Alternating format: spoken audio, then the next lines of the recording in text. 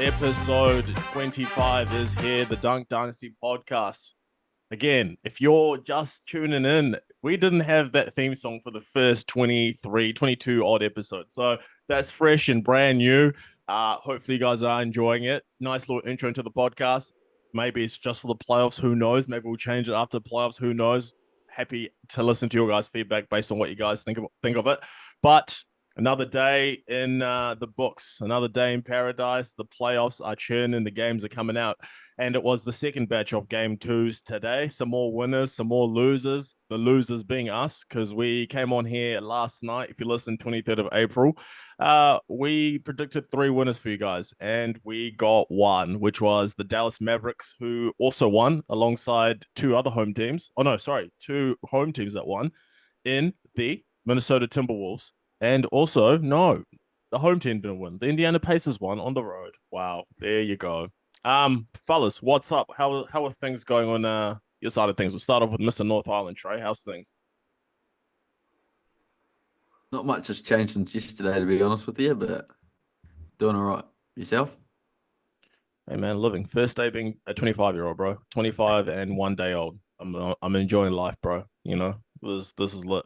21 years older than Tyrese Halliburton. How many years older than Tyrese Halliburton? 18 years older than Tyrese Halliburton. So yeah, life is good, man. He's he's got a long wait to his next birthday. Yeah, tough. It's tough, man. It's tough. It sucks to suck. How about you, Jed? How's things going down south? Things are going good. Things are going good. Excited for tomorrow. Anzac Day. Thunder play. What's not to like about that? Yeah, the first part's good. Second part, yeah, not so much, but we shall see. Pelicans versus Thunder is going to be a nice game tomorrow. But yeah, they definitely got a nice little, what's the thing? What's the thing that they call that goes before the main event? What's that? There's a special name for it. Undercard? No. We'll call it undercard. Yeah, we'll say it. The undercard today. The prelim to the main events tomorrow. But The curtain raiser. yes, that's the one. The curtain raiser. That's what we're looking for. Yeah, some pretty good games today. Starting off with probably the best. The best game of the day. The Mavericks and the Clippers. The Mavericks. What do they always say? They said that the series doesn't start until a team wins a game on the road. The Mavericks win a game on the road by 3. Little patches in there where they were up by 6, 7, 8, 9, 10 in the last couple of minutes, but yeah, it ended up being 3 points. Luka Doncic doing Luka things, another 30-plus point game in the playoffs, another 30-plus point game against the Los Angeles Clippers. Pretty big win for Dallas. I thought it was going to be a tough game for them to win, especially once Kawhi was announced as playing, but we all predicted that they were going to win this game, obviously coming back in. In my opinion, I felt as though the second half of game 1, they've raised the intensity to the level where it needed to be from the beginning of game 1, and they carried that momentum of the second half from game 1 into the beginning of game 2, carried it through, got the W onto the next, man. Now going back to Dallas with a 1-1 series. It's looking a little bit dangerous, man, for our Clipper fan, Ethan, who's going to join us soon. But what was your thoughts on that, Trey, looking at that game, looking in at Luka and another dominant performance? Oh. It's good to see them get a win, especially with Kawhi playing. James Harden, he's only ever good for one game in a playoff series, and then he's back to the same old James Harden. No, bro. He played pretty good. He led the Clippers in scoring and had 8 assists, 22 points, 8 assists, man. Not as dominant as he was the first game, but good to see Mavericks get a win. I had them winning the series, so it's good to see them get a win, steal a win in a away game. Yeah, it's definitely on the Clippers now to win one in Dallas. When you steal one of those away games at the start, it really flips the series in your favor. So let's see if the Clippers can respond well in either game 3 or 4. It's going to be tough for them, bro. I mean, yeah, I think the Clippers definitely, with Tyronn Lue as your head coach, Kawhi first game back today. One thing, I'm not concerning. It's not really concerning. It's as expected. A guy who hasn't played for 9 games in his first game as a playoff game.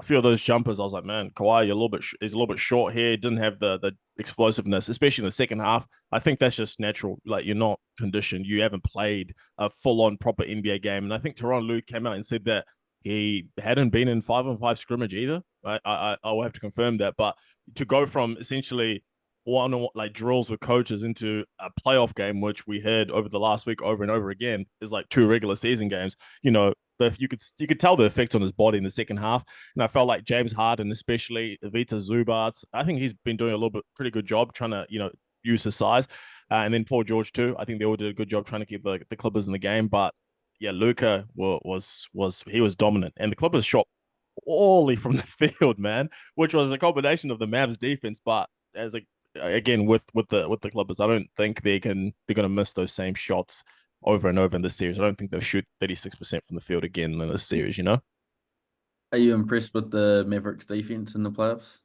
I am too. I'm probably impressed with Luka a lot. Luka had some of the situations when he was isolated on James Harden, isolated on PG too. I think he did some pretty good jobs. Yeah, sorry, did a pretty good job of those assignments and surprised me.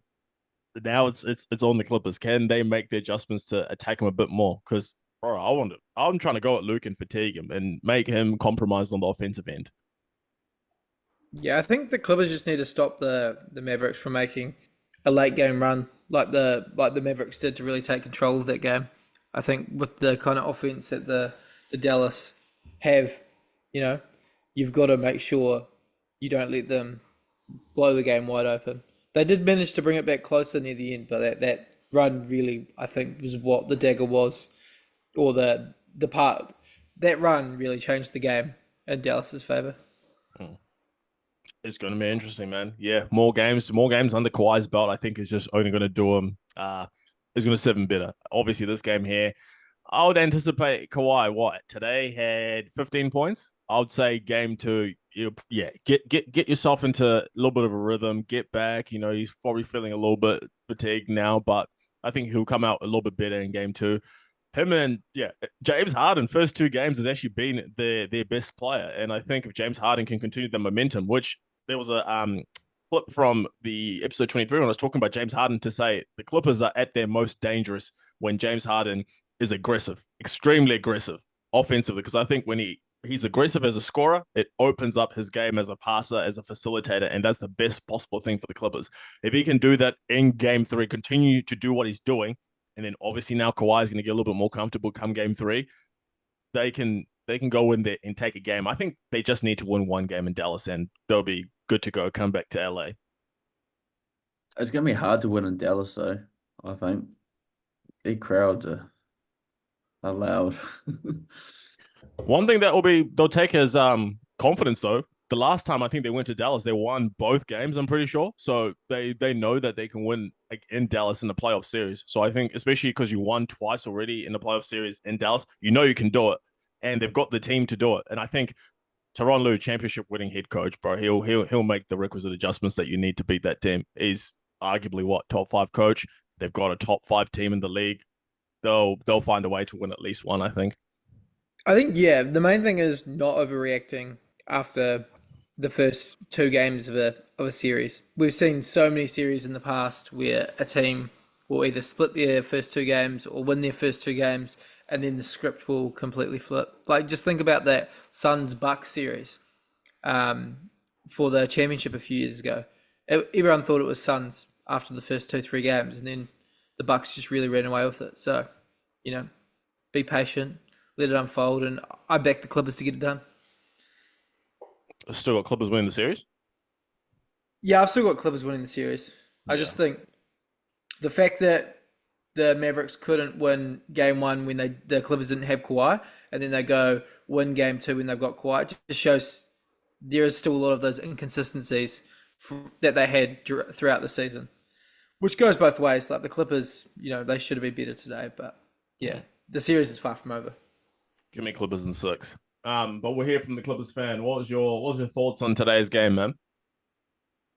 I thought Kawhi looked a little bit rusty out there. It took him to probably the 4th quarter to actually start kicking into gear a little bit, where he actually started to hit a few more buckets, get into the lane a bit more, and do a bit more work. I think Harden started the series off quite well, looking quite solid. PG's inconsistent, inefficient, hasn't started well. Zubats is doing his thing. But I just think the Clippers didn't play well today, and the Mavericks are relying on Luka and Kyrie to do everything, and they don't have anyone else. PJ Washington does a bit of work, but not a lot. It's a bit, I don't know. And then Maxi Kleber finally hit a three. I just think Clippers in 6 as well. The Clippers look. The Mavericks rely on 2 players to get their points, and do you really think that those 2 are going to keep kicking every game against Kawhi PG now? And then you got Terrence Mann who can defend. I don't know. I don't see it happening. Clippers in 6.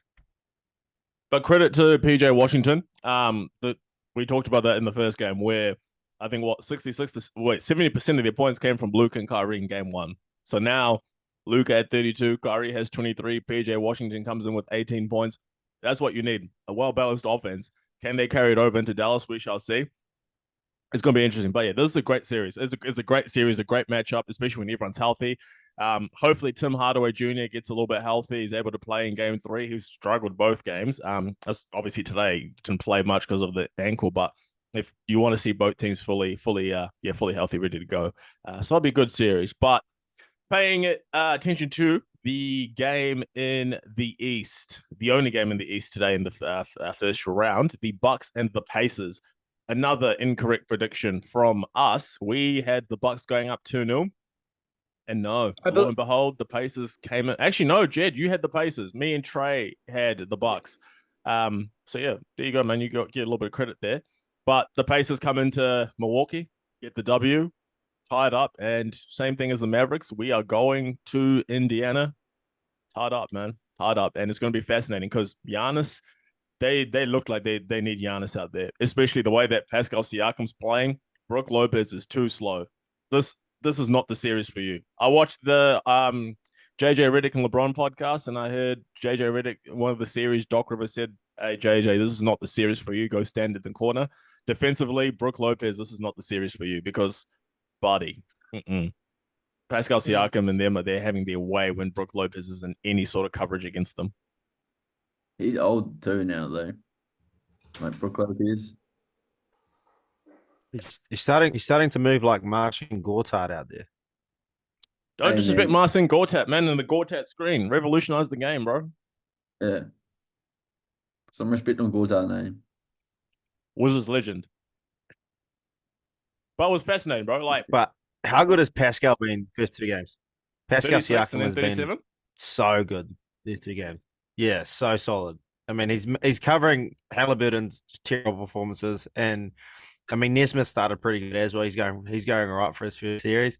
I just think the Bucks, as soon as they get Giannis, it's going to be a completely different series because Siakam won't be doing his thing the way he is, and it'll change the whole series. Lopez won't have to play as big of a part that he has had to in the first 2 games. It's such an interesting one though, because in the regular season, I know it's regular season, but the Bucks, no matter how, I think the only game the Bucks won against the Pacers was that the one where Giannis went for 62. The Pacers went 4-1 against the Bucks. So yeah, they've always struggled against this team, and Dame's not going to be able to do it all by himself. I think Brook Lopez shot 6 from 7 from 3 today, but yeah, as you said, defensively is where he's needed most. He really needs to get up there and slow down Pascal. Do we know when Giannis is going to be back? Do they have a proper timetable? Buddy, whatever the timetable is, speed it up because, holy, you go into Indiana. I think initially he was the same as, what's his name, Kawhi, where it was expected that was going to be the first 2 games and he was going to come back. Particularly if I'm the Bucks looking at this, man. Because Brook Lopez, love Brook Lopez, had a hell of a career since he was on the Nets, expanded, he's become Splash Mountain, he's become great. But defensively, open threes come from 2 things. Someone touching the paint, 2 feet in the paint, collapse the defense, kick it out to open shooters. Or 2, it's poor defensive rotations / bad communication on defensive rotations. The Bucks are doing all of that. And I think both of those things are coming from one person, one source, Brook Lopez. Because they're coming on these coverages here. Brook Lopez is playing drop coverage. Tyrese Halliburton's coming off the screen, either going into an open 3, or they're trying to double onto that Tyrese Halliburton action. He's kicking it back. Miles Turner, Pascal Siakam are hitting shots. If they're not shooting it, pump fake, drive into the paint. Pascal Siakam, kick it out to shooters. 16 of 36 from 3-point range, bro. This team was shooting well because open threes. Please, anyone go watch the highlights. Go watch the game itself. Brother, every three was open. They're lucky that the freaking Pacers didn't set the 3-point record because all the threes were open because they were collapsing the defense. 2 feet touch the paint. The Bucks are so slow in rotation because they're covering for Brook Lopez. Even when you're in 3-on-4 scramble drill, Brook Lopez is too slow to get to that man, or Chris Middleton's too slow to get that man. So it might end up being a situation where it's Brook Lopez, we'll use you if we play the 76ers. But here, I think they might need to go small ball because you don't want to give up open threes. You don't want to give up easy driving lanes. And that's what they did today. The Pacers were able to score easily inside the paint. Yeah, open threes because of that too. Well, the Bucks have they've got to this point because their roster is not, they don't have much depth in their roster to be able to be as adaptable as other teams. And that's why they're going to struggle in this series because, as you said, they've got to rely on Brook Lopez to get them back in it. If Giannis isn't going to play. That's Chris Middleton. Bro, Chris Middleton is the all-time handbrake. And, like, it sucks. It sucks for the Bucks that, like, they haven't had the flexibility in the season to be like, okay, you know what? We struggled against this type of team during the regular season. How are we going to improve?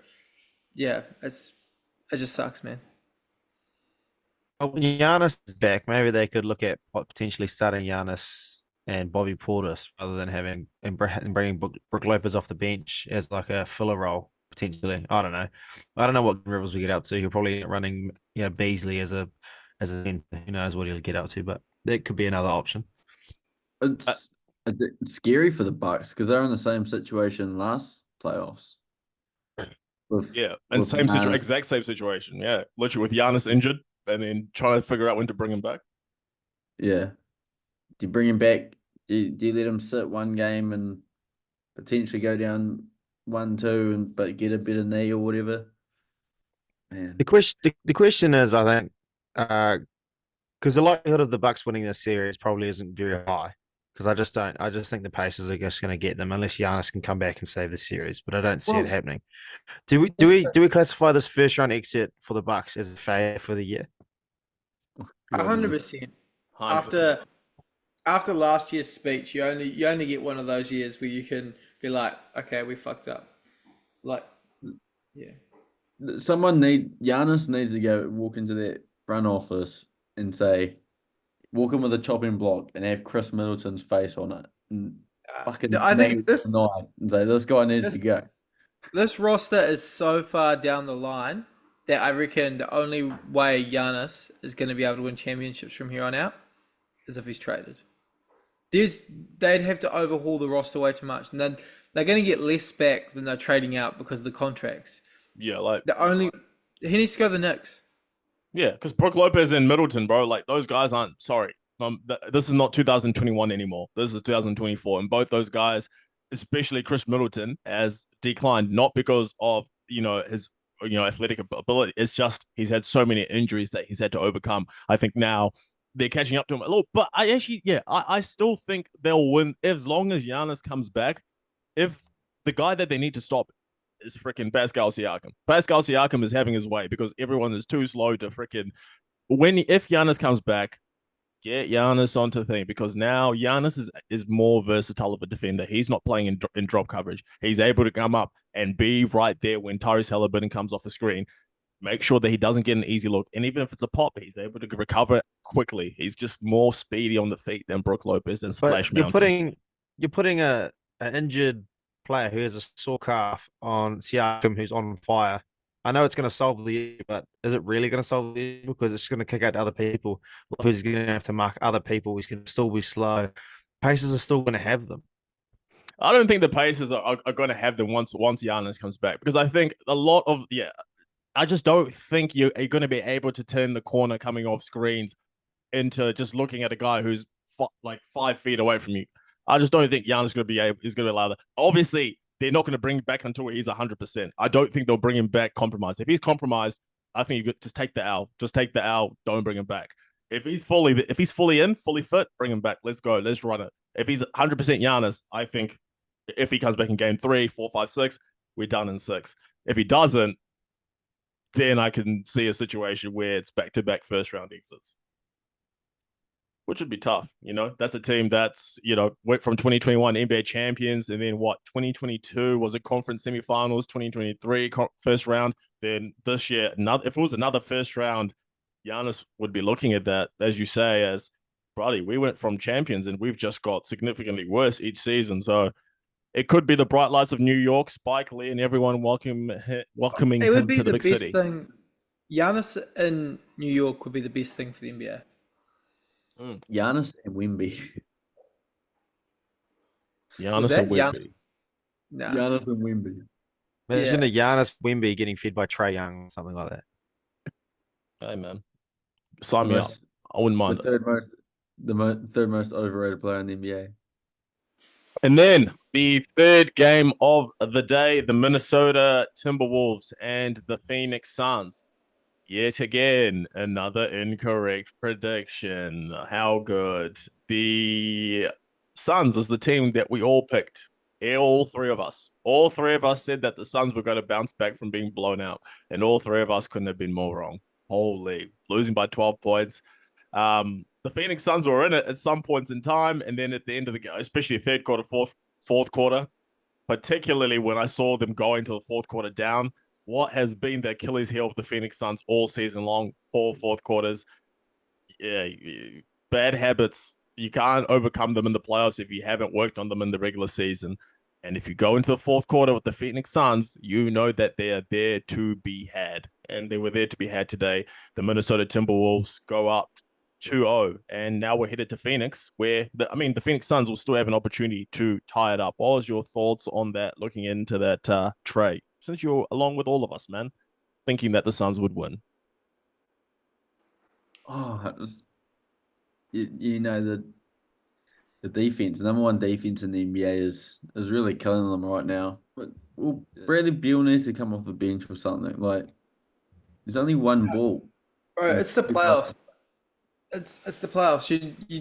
It's way too late to you could really throw a spinner in the works there, but at the end of the day, you just need KD, Beal, and Booker just to be doing more, to be scoring more efficiently, to be getting the ball in the hoop a lot. Like, I don't know, when KD's shooting 6 of 15, Beal's shooting 6 of 17, and Booker's shooting 6 of 13, it's you're not going to have a good chance to win the game. If the most shots one of them can make is 6, that is alarming. I know Nurkic tries hard and everything, but he's small compared to those other guys, Cat and Gobert. I didn't really understand the Suns, even in the regular season when the games that they played really well in. I was always sort of looking at it like, man, they need a point guard that can get the offense going, because sometimes when the game is tough to get yourself ISO buckets, or you just need a point guard that can get you guys into a good offense, get someone a good open look off one of your players. Which is what Chris Paul gave them last season, I feel, when they just had Ayton, when they had Booker and they had Durant and CP3. They were able to get looks when sometimes they were struggling and they didn't have to ISO so much. Chris Paul was able to get them a good look. Whereas now this season, bro, no clear point guard. That's why in the fourth quarter, when the pressure is there, they panic and they just resort to ISO plays. And turning the ball over 19 times in a playoff game, that will lose you 10 out of 10 playoff games. I don't care if you're the freaking 96 Chicago Bulls. I don't care if you're the 0-1 Lakers, the 16 Warriors. If you turn the ball over 19 times, buddy, you're not winning basketball games. It's just not happening. And that comes down to not having a true point guard, because sometimes Devin Booker, he's not a natural point guard. He's a natural 2 guard. Bradley Beal, same thing, natural 2 guard. Kevin Durant is a natural 3. These guys aren't point guards. That's not them. And you can tell because they all had 3+ turnovers. Maybe not Beal, but I know for sure Devin Booker had 6 turnovers. I know Durant had 3. I don't know how many Beal had. But 19 turnovers, you will lose 10 out of 10 games no matter who you are. So, yeah, Beal only had 2. So there you go. Beal only had 2. So Durant and freaking Booker are the ones. But still, that's how many turnovers between them. 6 + 3 + 2. Brother, that's 11 turnovers out of your 19 came from your 3 best players. You can't have that in not only just any game, in a playoff game, especially when you're down 1-0 going into the game. On the road, you need to win. And, it felt as though they were just a little bit loose with the ball. But going back to Phoenix, maybe there'll be a difference. Obviously, bit of home cooking. Home court advantage has paid dividends already for the Timberwolves. If you're the Suns, you've got Frank Vogel, you've got Kevin Durant, experienced team, experienced players. You'll go in and say, look, they took 2 at home. Why can't we do the same? But I'm fascinated. My main adjustment, if I'm looking at it, I got it. I watched it, and I said to myself, Yusuf Nurkic, same thing as Brook Lopez. I'm gonna need you to sit down, because if I'm the Suns, I'm taking the gamble here. Let's go small. Let's go small. Let's do it. Let's go small, because remember when the Clippers played the Jazz? Yeah, he was on the Jazz. The Clippers played the Jazz. I believe it was the 2021 playoffs or 22 playoffs. And Terrence Mann, all those guys were hitting threes, wide open threes. Why? Because the Jazz had to resort to playing a 3-2 zone so that they could keep Gobert on the court. And Gobert was too slow to get out to the perimeter and close out on 3-point shooters. And it was 3 after 3 after 3 after 3.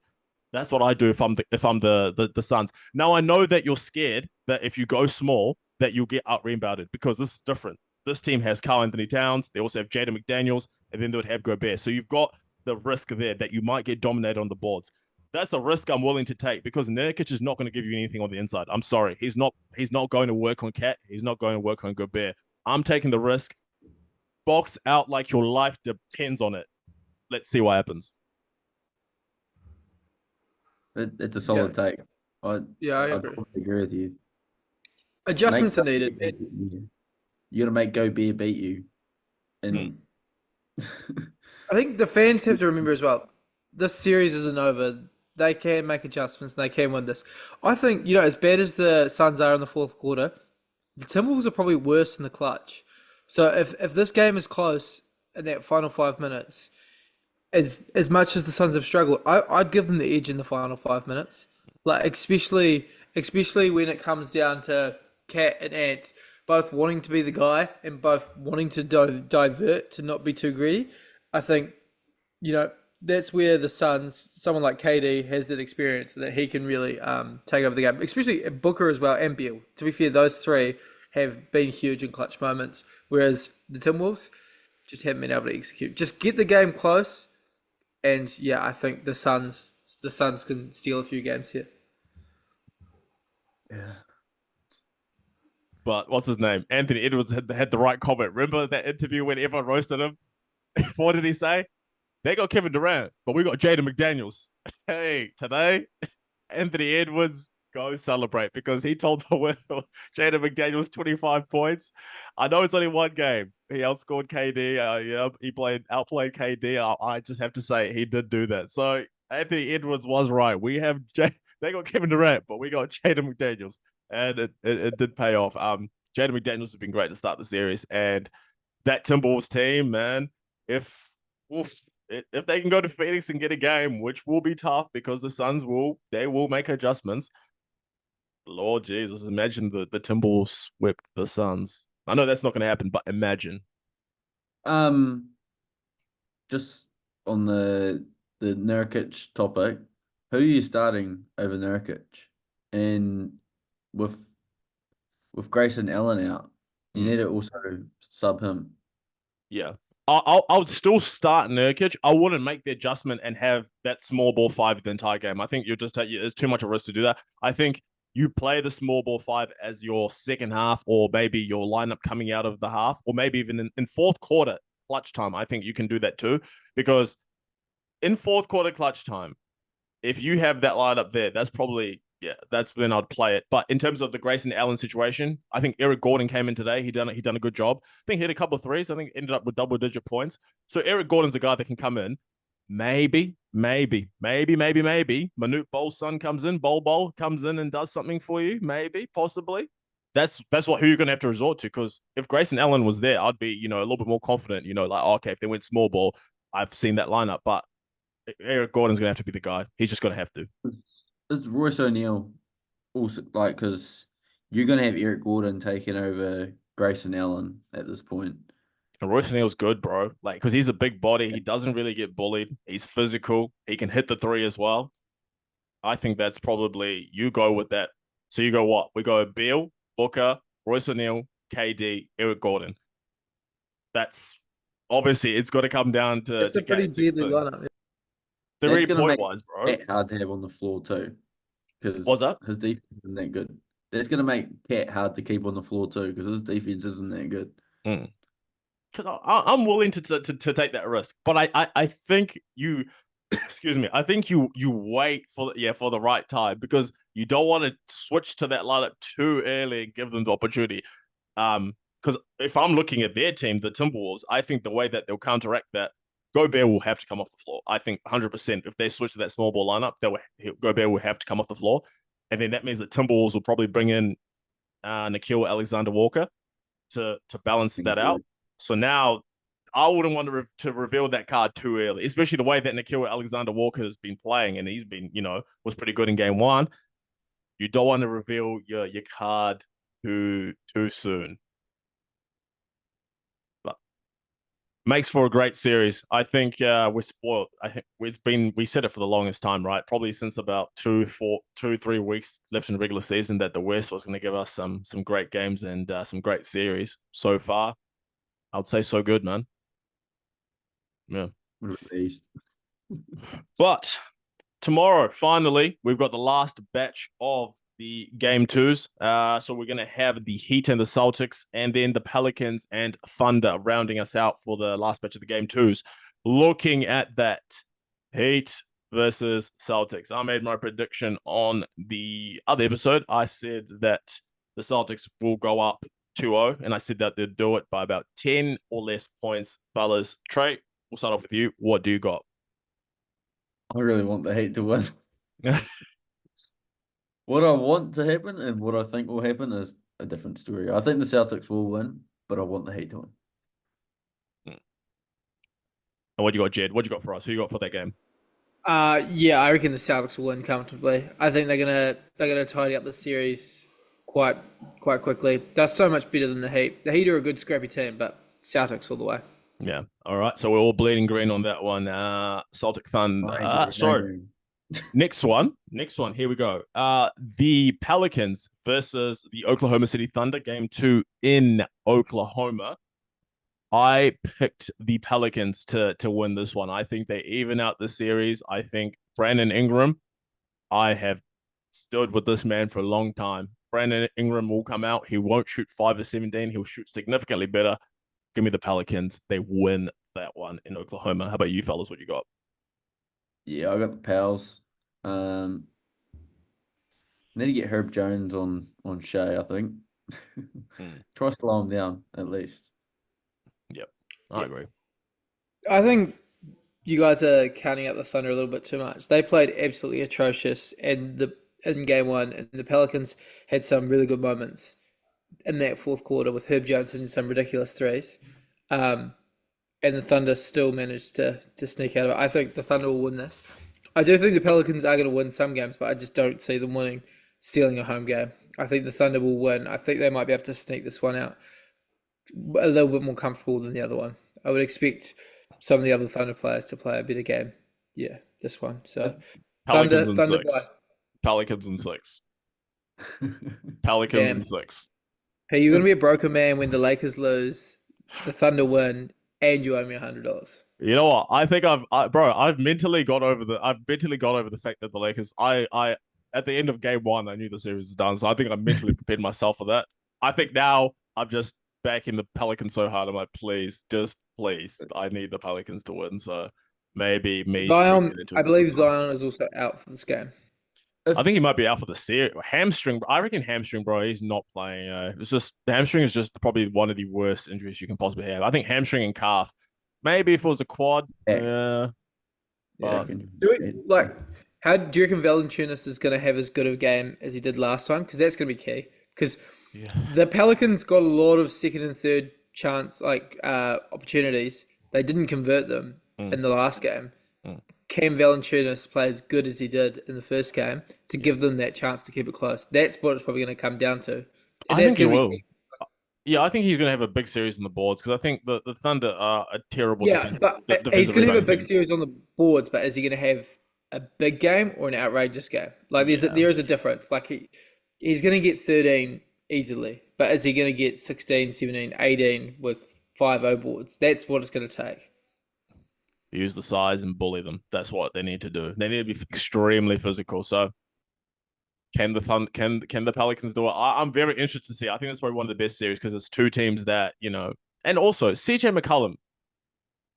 Brother, we're in the playoffs. Please, I beg you, please.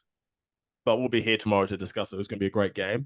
So yeah, we're split on that one, just like we were split yesterday on some games, but we were unanimous on the Celtics, split on the Pelicans Thunder. So tune in tomorrow when we give you the review. But here we go.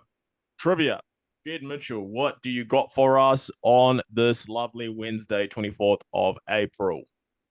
So this is an interesting one. You're either going to get it insanely quickly or you are going to struggle. And it could take a while. So I'm wondering, I'm just having a quick think to see if there's any way I can penalize you guys for wrong guesses. So One or not? Was that? 1 for 1 or? Yeah, we'll go 1 for 1. I'm not going to do any penalties, and I might have to think of a bonus question. There's 8 total, and you're going to get 1 point with no bonus points. Okay, so the quiz is current NBA coaches who have won a championship. All right.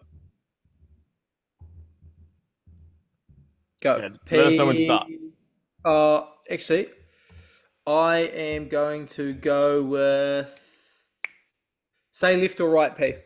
Right. Trey's on the right side of my screen, so I'm going to let Trey start.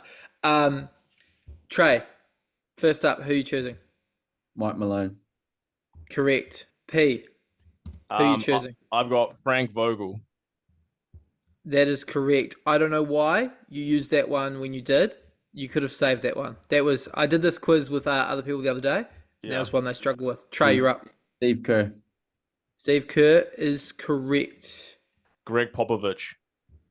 That is correct. Trey, you're up. Mike Budenholzer. Bro, you're dumb. He's not coaching. Oh, shit. I've got Doc Rivers. Incorrect. Glenn Rivers is the correct answer.